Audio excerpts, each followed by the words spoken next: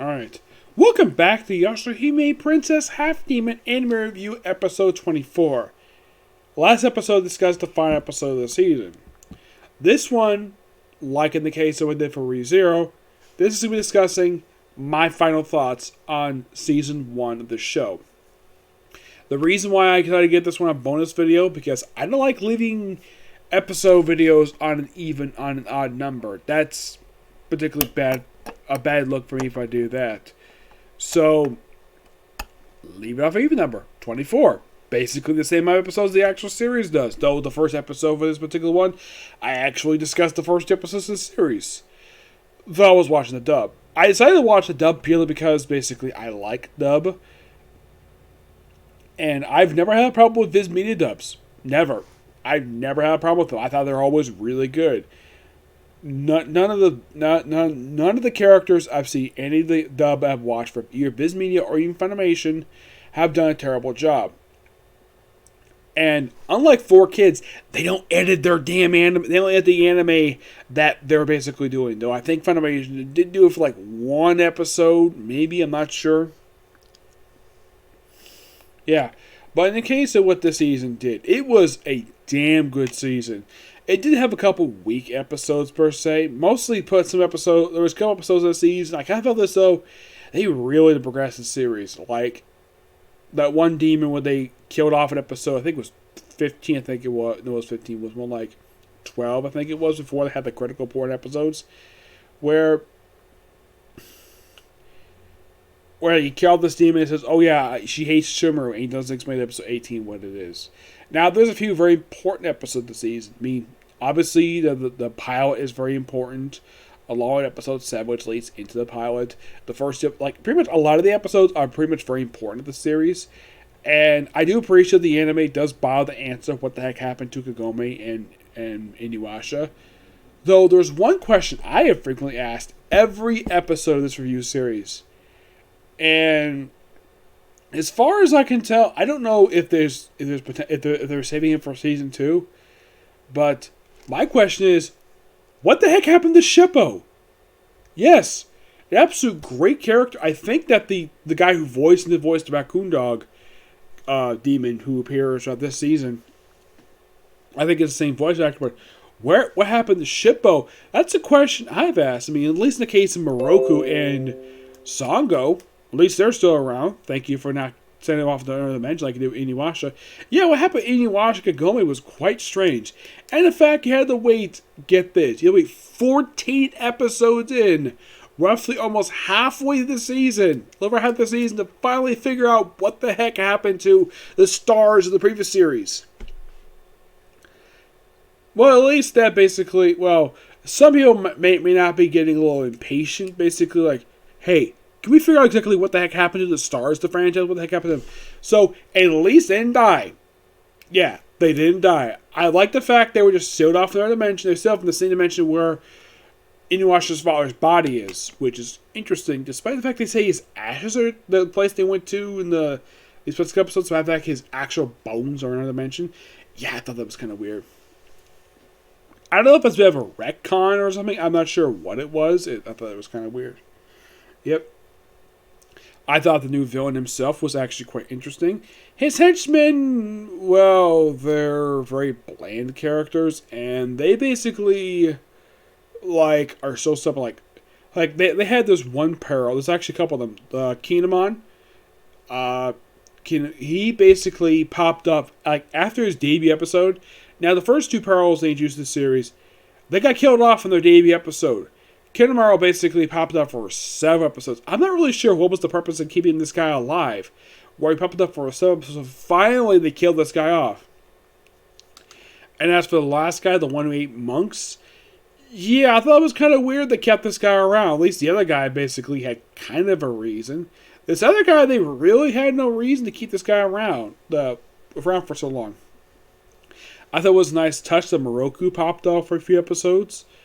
Yes, though the thing is, when he popped up for a second episode, his voice actor changed because in between the first episode and second episode, the actor passed away because the guy had drinking problems over the years. Yes. And so they replaced him with the original English dub actor for Dragon Ball Z. The one who was Sean Shimble's predecessor as Goku, which is interesting to say the least. I have read the guy was no friend of his, so he decided to take up the role. And if you listen to how he plays the character compared to the original one, there's a little bit of difference, but I think anybody who basically doesn't do any reason, who doesn't look up the credits, basically who voices Moroku, probably won't know much difference because he does. I don't think he does an impersonation of the original voice actor. He does his own thing, while throwing elements basically what he was known for doing when he voiced the character. Yes.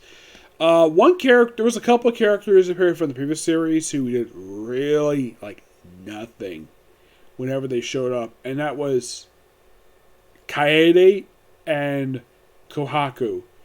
Kaede just shows up for a few minor appearances. I like the fact they have our same voice actors, which that's great. The only episode I kind of thought she did anything was when she explained to Toho who her mother is. Aside from that, she did virtually nothing. I mean, she just made action. I mean, I get the fact it's not her generation, but come on, can at least have to do something. Excuse me. Kohaku beheaded Demon Core. That's interesting. And also, I thought it was kind of weird that he referred to Inuyasha as Lord Inuyasha. Because if you watch the entire series of Inuyasha and Inuyasha found he never once referred to as Inuyasha as Lord Inuyasha or Kagome as Lady Kagome. Yeah, he never once referred to it as such. As a matter of fact, his interactions with Inuyasha's group were very, very rare and scarce at best. Mostly he interacted with his sister and basically his future brother-in-law. And I thought it was kind of interesting, though, the fact that Moroku, good relationship with his daughters, but apparently his relationship with his son is somewhat strange because of the fact he basically spends 2 years away from his own wife. I at least appreciate, though, when it comes to Moroku, at least he's not trying to grope women anymore. Yeah, he's completely stopped that thanks to him getting married to Sango.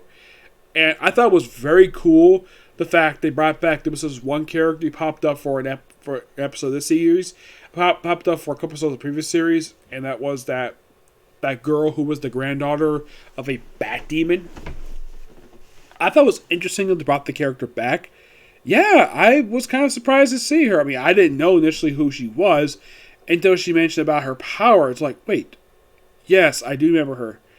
And it was basically the episode, just a few episodes before this one, I think it was in episode 20, I think it was 20 or 21, where they discovered that a place where Setsuga grew up during the previous 10 years. And that was great. They brought the character back, and the fact that Moroku remembered her. And also asked about her mother. I mean, he already knew her father was dead, along with her grandfather. But you know anything about her mother passing away, of course. He was being very respectful toward her.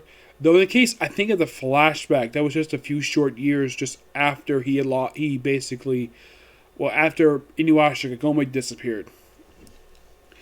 And I at least gotta appreciate, though, the fact that the way that both the dub, and I'm sure probably the sub did this too, where Moroku was, despite the fact he did notice, though, that the little girl he met several years prior had grown. And you also appreciate, though, the fact that he did not try to, do his normal thing with basically women. And the thing was a recurring gag in the original series. He frequently asked women to bear his children. And he would also do this thing where he never really groping of, let's say, other women. He just mostly did a Sango, basically rubbing her butt, which I thought that was kind of funny. Which she kind of paid him back later on by doing that to him. Yeah, the thing is with this one is that aside from the pilot, you don't really see any, the only episode Sango pops up in is the episode where Moroku is first present appearance. Aside from that, there's, no appearance of Sango, which I'm like, really? You don't have one of the most beautiful women, and a woman who looks great who's only 38 years old. Yeah, I think Sango's supposed to be 38 in this series, and she looks great. Now, there's some plot threads, I don't know if they're going to get back to them. One was basically Toa, basically her planning to get back to the present after she solved the stuff in the past. That plot thread was not resolved by the end of the season. Of course, what happened to Shippo basically wasn't basically expanded upon either. Let's see, what else? I thought it was odd, though, that the Tosai basically showed up toward the end of the season. Like, what the heck took him so long to finally show up? I don't know. I like the fact we finally got a chance. One plot thread I'm kind of glad we wrapped this one up by the end of the season is Moraha's death. That was a recurring plot thread throughout a lot of the episodes, and I'm so happy we finally wrapped up that particular plot thread. Excuse me, yeah. I'm glad the fact they wrapped that up. They did also explain how Seta got her blade. And kind of basically, I'm glad the fact they explored her Moa a little bit per se. It was nice to see Koga pop up in the series. I thought that was quite nice. I kind of wish he would show up in present day, but he popped there for like one flashback episode. I'm like, really? That's it? Koga, one of the most interesting characters in the previous series. And he pops up for one episode, and he has no lines. I like the fact his wife is there, Ami. Great they threw her in. Because here's the thing. There's one thing about that character. She was not originally canon in the series. She was made canon after the anime aired. Well, when they introduced the anime, she was initially introduced as an original character. But here's the thing. The writer of Inuyasha loved the character so much, she made her canon. Yep, made her canon.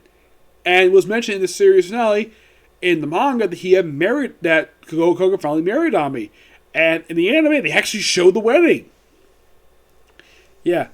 Now, in the case of our master, Moraha's master, that was interesting to finally show up in the series.